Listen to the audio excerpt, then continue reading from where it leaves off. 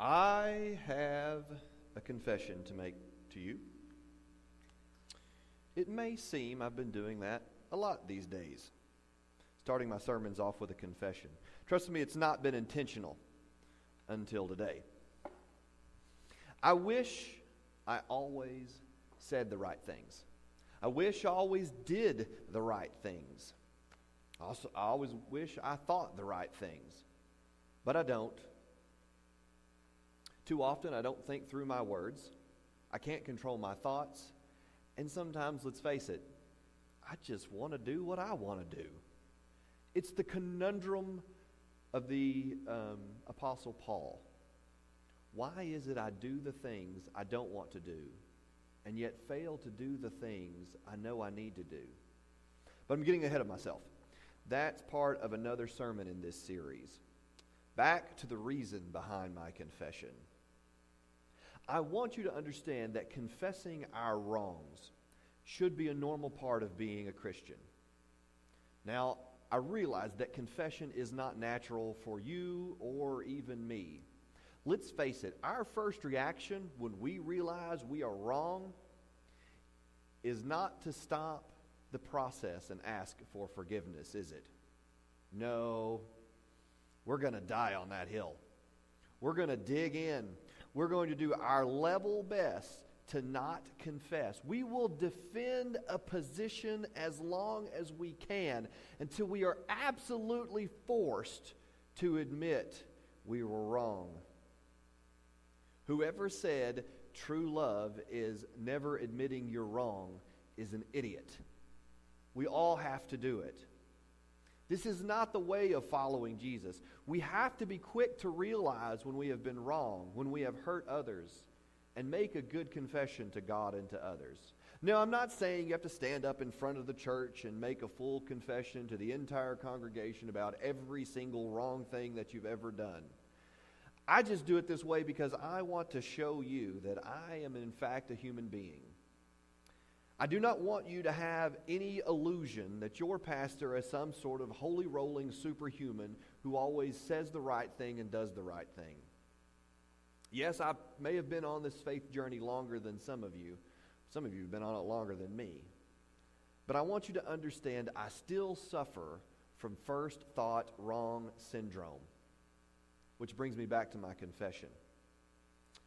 You guys know, if you've listened to very long, I am not a sports person.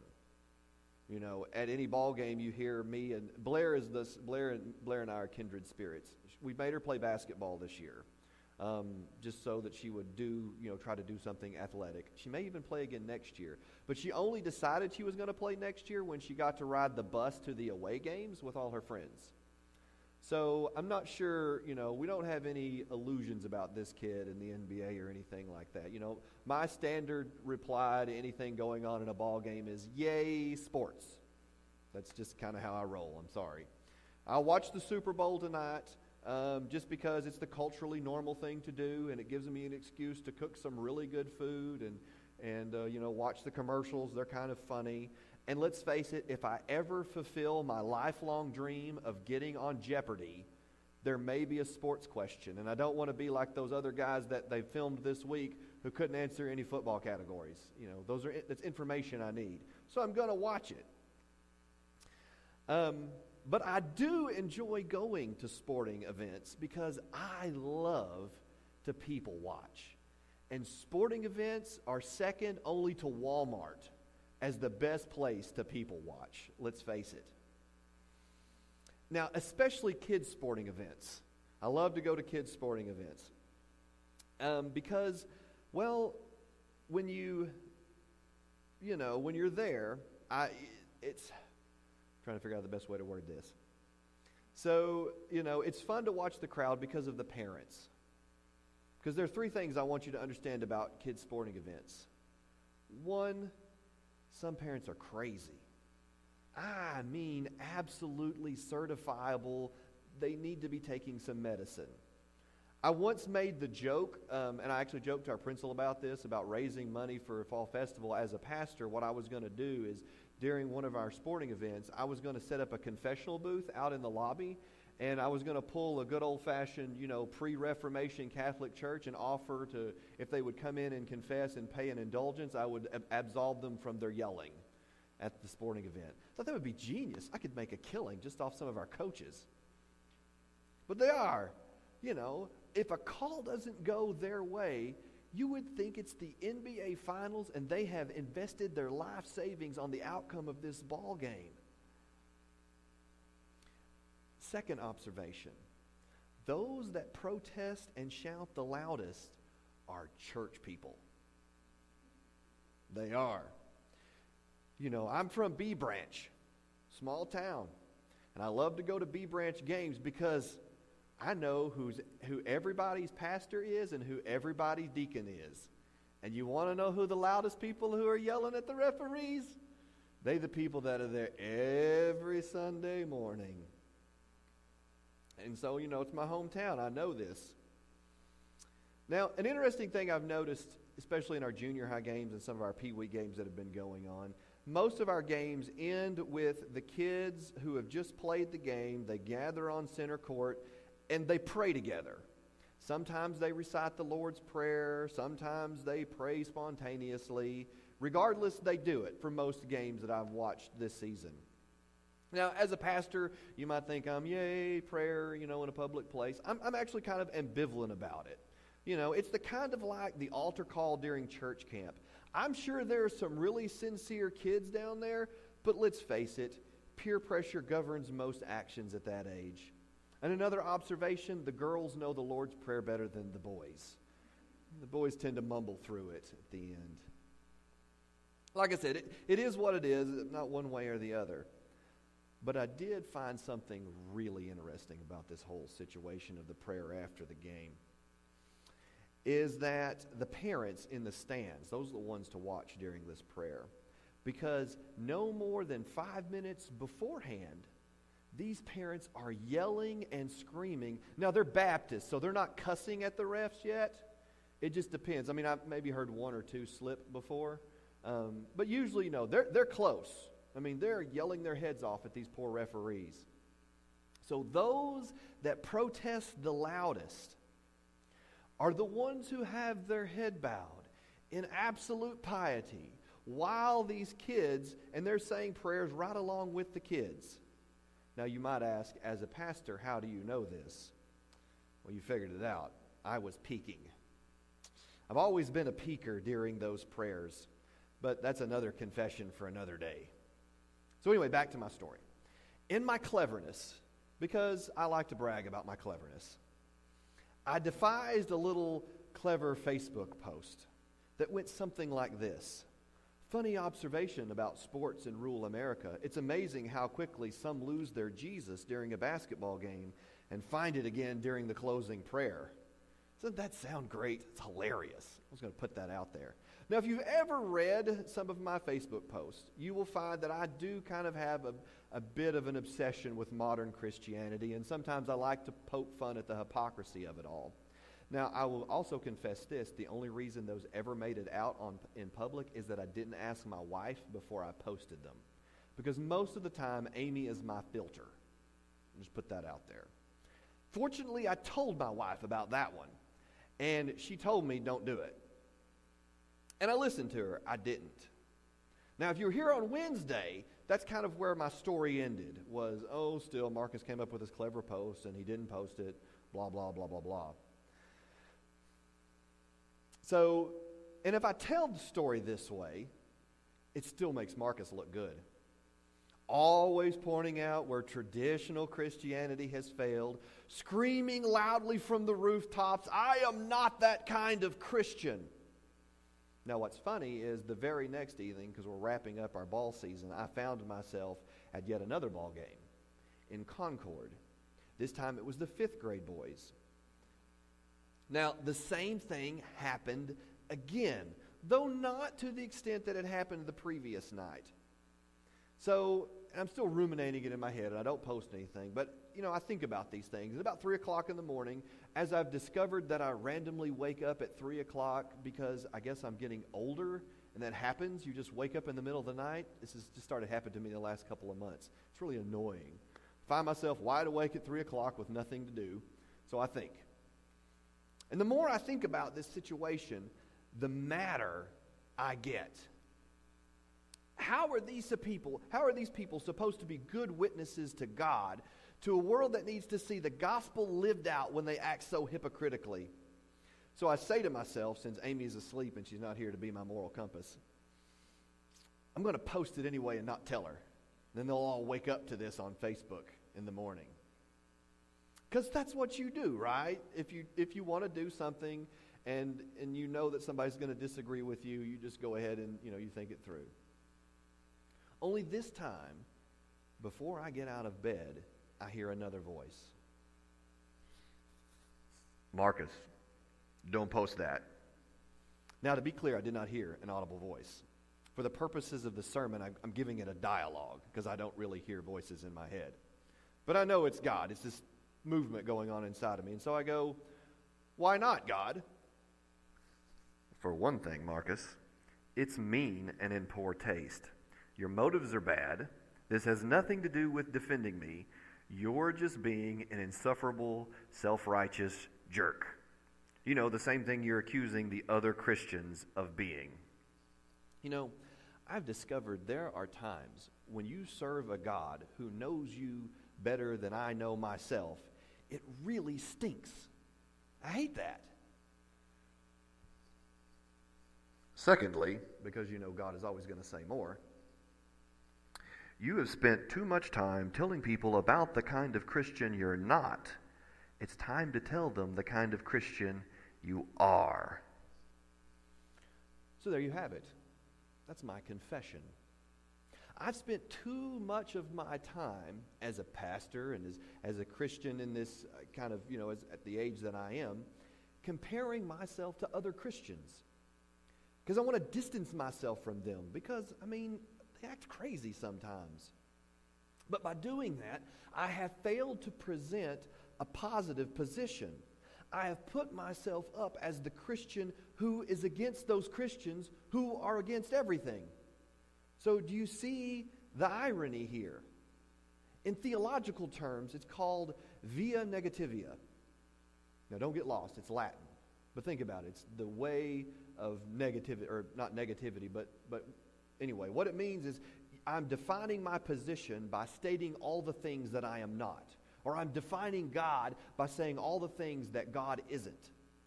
Now, it's not necessarily a bad thing to have things that you believe that God isn't. To say that you approach God differently than other people do. The problem for me is that it lies in the fact that I spend all of my time talking about how my faith is different, that I don't present a clear picture of the positive view of my faith. Thus, in the end, I don't stand for anything. You cannot maintain a faith that exists simply because you don't like the alternative. Here's an example from politics. In 2009, Congress passed the Affordable Care Act, the ACA. Spending in the healthcare system had gotten out of control. People couldn't afford care or insurance, so something had to give. It wasn't a great bill, but it was a step in a direction. Immediately, though, there was backlash. People and organizations lost their mind to taking a stand against the ACA. And then during the 2016 elections, those who stood opposed to this horrible ACA law were swept into Congress, determined to repeal it. Quickly, though, they realized something. While the law wasn't uniformly popular, nobody wanted to go back to the way it was before. So you see the problem here. They had built their arguments totally on being against the ACA, that they had failed to develop a good alternative, a system to replace it with. So their efforts stalled. Now you can win elections by being against something. And you can win a large following by being against something, but you can't maintain that momentum without presenting a positive alternative narrative. The same thing can be said about theology. You can't build your faith by saying all the things you aren't or all the things you're against. That kind of faith will carry you, and it will carry you a little ways. But what you will end up with is a sense of smug self-righteousness that you are not them. You become an arrogant jerk because you define yourself by not being like the other arrogant jerk. So what I want to do over the next few weeks is present an alternative, positive view of faith. The positive things that I believe that shape the person I want to become. Now, to be clear, this is my journey. It isn't yours, and it's not anyone else's. So you may find things along the path and along this way that you disagree with, and that's okay. Christianity has a rich, diverse, 2,000-year history. Don't focus on how different you are from me on some things, but how what you believe is shaping the person you are becoming. And do you have things that you positively believe that are shaping you into a positive person? So this is huge.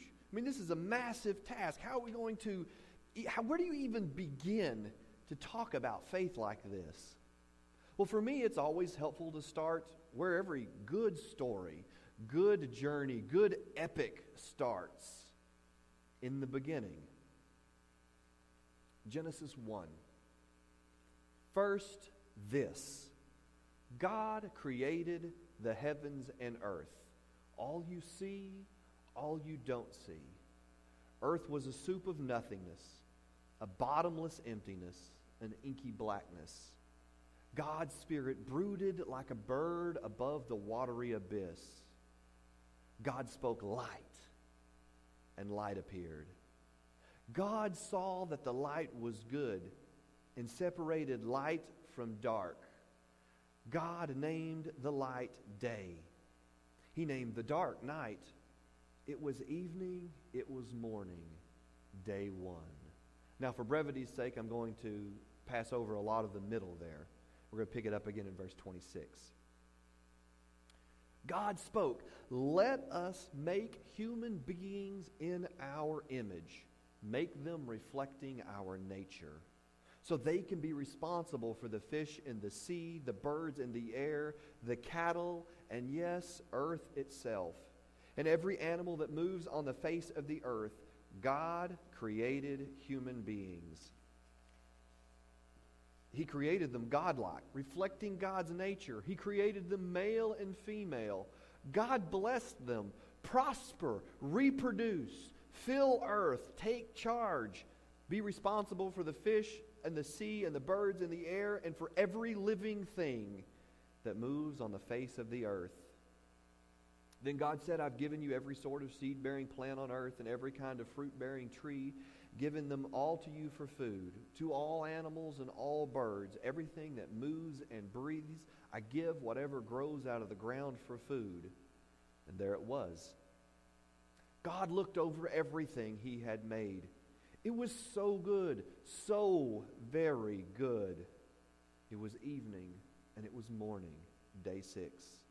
Heaven and earth were finished, down to the last detail. By the 7th day, God had finished his work. On the 7th day, he rested from all his work. God blessed the 7th day. He made it a holy day because on that day, he rested from his work. All the creating God had done. This is the story of how it all started, of heaven and earth when they were created. First, this. There is something that created everything. Where this whole faith journey has to begin is a belief that there is something bigger than us that brought this universe and everything in it into existence. Now, this isn't necessarily a unique concept. Every major religion has a creation story where a divine being or beings bring the universe into existence. Now, at this point, I'm not interested in the nature or character of that being, only that they exist. Faith has to begin somewhere. And that somewhere is that there is something intelligent that created all of this. It begins with the belief that life isn't an accident. It isn't some sort of cosmic twist of faith. This universe we occupied was created. This is the first belief. Now here's the thing. If you're looking for me to tell you exactly how it all came into being, I hate to disappoint you. I'm not going to get into a debate with you about the mechanics of creation or whether the earth was created 6,000 years ago or 4 billion years ago. For me, that is one of those pointless arguments that we talked about on Wednesday about when it was all created. Kind of like, did Adam and Eve have a belly button? Who cares? I don't know. But I'm getting ahead of myself. The book of Genesis doesn't give us a date. If it did, it would read more like a history book. On October 24th, 4004 BC, God decided to create a universe. That's how it would read if it was meant to be a history book. And in fact, the way I like the translation I read to you today is from a translation of the Bible called The Message. And it's meant to be a paraphrase. Because this opening chapter in the book of Genesis, if you read it in Hebrew, it's a poem. It's poetry. And I think that's beautiful. Because it should prevent us from developing dogmatic views about the mechanics of creation. It shouldn't matter how it got here. Only that it is here and there's something behind it all. Chapter 1, and I encourage you to go back and read all of it because it establishes a rhythm. Night, day, Sabbath, and seasons. They all create a flow and a composed rhythm like a good song that has been playing since the beginning of time. This God who created all of this, is an artist. Now, I know a statement like that makes some Christians nervous due to their very low opinion of artists. But if we look at the world around us, we should see the fingerprints of this divine creator on everything that has been created. And the second thing I want you to understand about this creator and what he has created, and this is another thing when you go back and read this chapter, and I want you to do that because at the end of every stanza are the words, and it was good. Everything that is created is good. This world that we occupy isn't evil, it isn't dirty, it isn't bad. God created it. And so it is good. Now that doesn't mean that it can't be messed up or abused. Trust me, we're going to get into that later. But creation itself and this place and this life we have been given is good. It is a good thing. Because in all of this creation bears a mark of the Creator. And now while all creation bears this mark, it is humanity that is something unique. For humanity bears the image of God. Humans were created to be something different. We aren't merely the last stage in some cosmic accident, but something intentional, sentient, self-aware. We are the only beings that we know of in the universe who can look up at the stars and contemplate, why? Why am I here? Trust me, your dog or cat does not ask those questions. In fact, my cat knows exactly why he's here. Sometimes I envy the fact that he seems to have life all figured out. Because I don't. My cat does not lay awake in the middle of the night thinking about all the bad stuff he's done. Trust me, I wish he did. He needs to do some repenting. Human beings are different in that respect. and the fact that we can reason and we can have these feelings and all of these kind of things. We bear this uniqueness. The phrase I love to use is the imago Dei, the divine image. And here's the thing, all human beings have it. From little babies who were born to even the hardened criminals sitting in prison. All of them have been stamped with this image of God. Now that image can be broken and fragmented and hard to see, but we're going to deal with that in a later sermon. For now, though, I want you to understand that all creation carries the reflection of its Creator, especially humans. Within this poem, we also find God's original blessing to man. Prosper, reproduce, be responsible for this creation I have given you. This creation is a good thing. I have given you to use it in your life. I've given it to use in your life with me. If this God created all of these things and gave them to us, then what does that say about the nature of this God? That's what we'll discuss next week as we stand and pray. Dear Heavenly Father, I love you so much. And I thank you for this day and this chance to gather here, God, and maybe take a step back and figure out, what do we really believe? You know, too often we define ourselves by the kind of Christians we aren't, by looking at some of your other followers and saying, I'm not like that. But by doing so, we forget who we are. And God, maybe my prayer is that through this series we dig deep into your word and into our lives, and we reflect on, what does it mean to follow you? When we say we follow you, for us, what does that look like in our lives? When we say we believe in you, what does that mean?